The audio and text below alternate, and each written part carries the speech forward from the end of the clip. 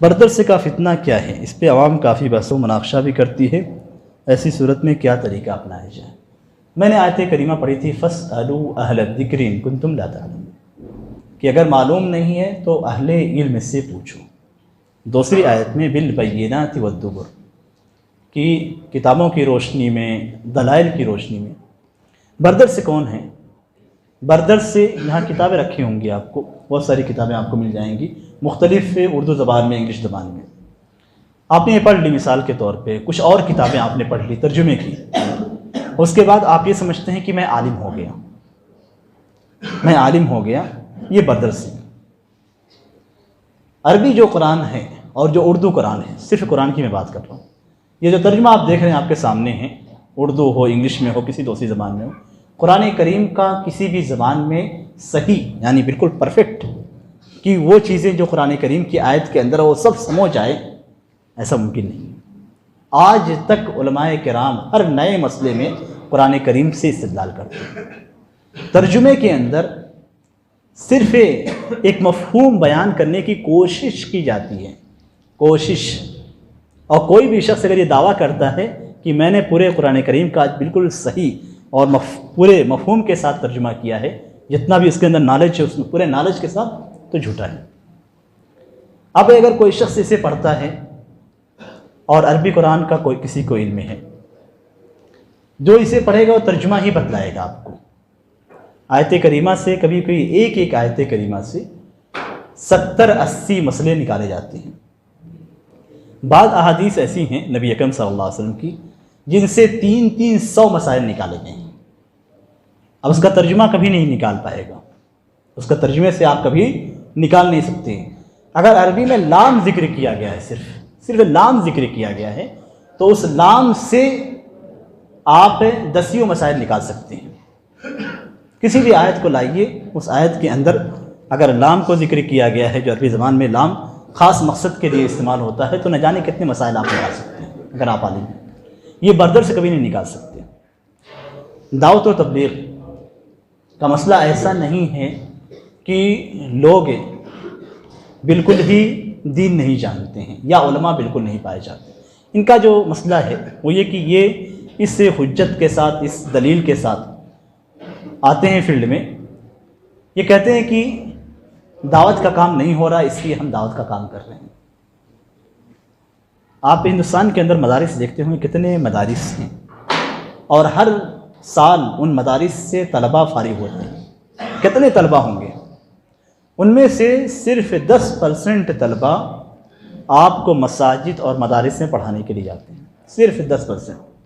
90% جو طلباء ہوتے ہیں وہ مختلف کاموں میں اپنے آپ کو مشغول کر لیتے ہیں، گھر کا کاروبار ہے یا کہیں پہ جا کے دوسرے کاروبار میں، 90%۔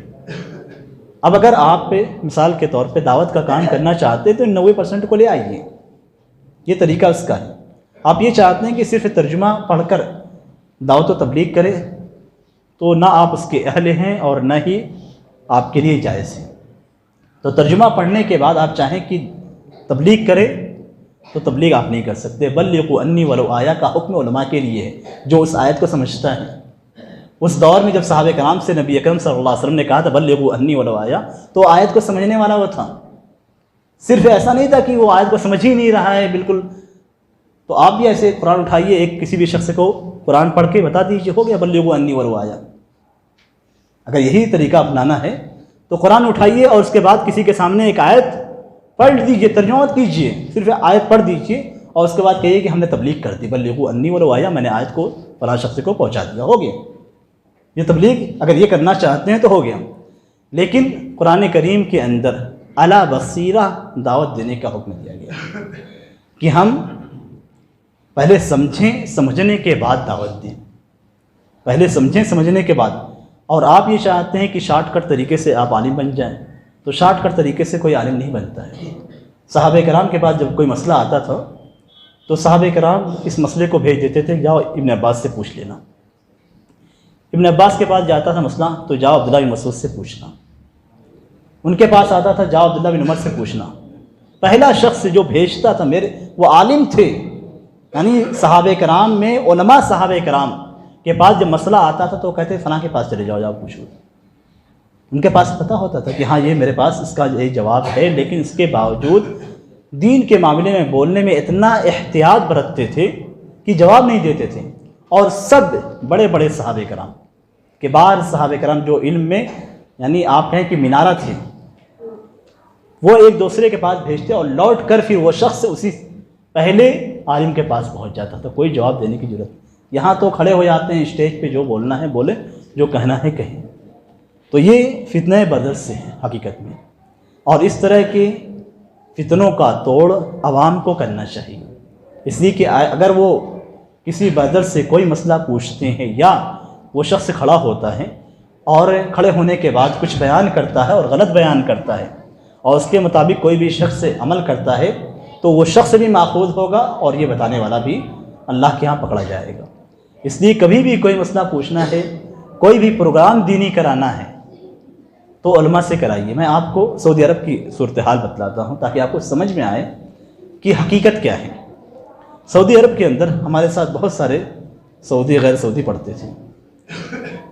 یہاں پہ جو مدارس سے فارغ ہوتے ہیں، ان کا لیول اور ہمارے ساتھ اس وقت جو پڑھتے تھے ثانویہ کے کلاسوں میں، دونوں کا لیول ایک ہوتا تھا، بلکہ ان کا علم زیادہ پختہ ہوتا ہے، اس لیے کہ مرحلہ وار ان کے یہاں دینی کتابیں پڑھائی جاتی ہیں، ان کا علم پختہ ہوتا ہے۔ لیکن کسی بھی ساتھی، کوئی بھی ہمارے ساتھ ثانویہ تک پڑھا ہوا طالب علم نہ کبھی اپنے آپ کو عالم کہتا تھا، نہ بھی کسی مسئلے کا جواب دیتا تھا۔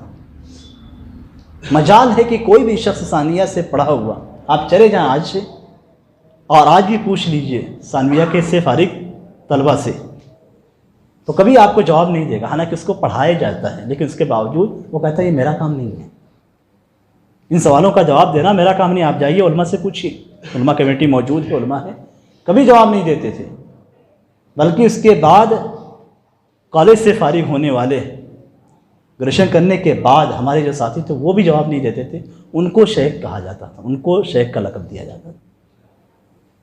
یہاں جو مدارس سے فارغ ہوتے ہیں ہم شیخ کا لقب دیتے ہیں، ہم غلو کرتے ہیں، حقیقت میں غلو کرتے ہیں، اور یہ غلو نہیں ہونا چاہیے۔ یعنی جو مدارس سے فارغ ہیں وہ شیخ نہیں ہیں، شیخ ایک ڈگری ہے، ایک لیول ہے، اس لیول تک پہنچنے والا بھی جواب نہیں دیتا تھا، اس لیول تک حالانکہ اسے ساری چیزیں پڑھا دی جاتی تھیں لیکن پھر بھی جواب دینے کی جرات نہیں کرتا تھا۔ جاؤ عالم سے پوچھو۔